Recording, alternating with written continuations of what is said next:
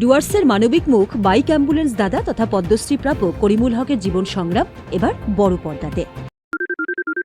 সোনাক্ষী, মশলা কোথায়?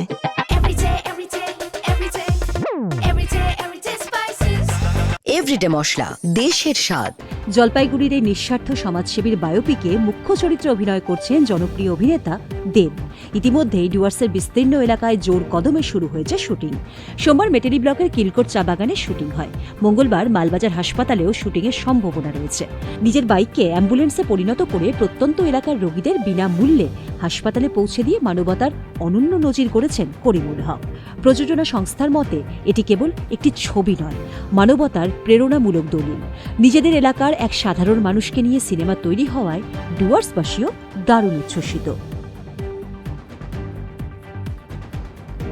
মালবাজার থেকে অভিষেক ঘোষের রিপোর্ট, উত্তরবঙ্গ সংবাদ।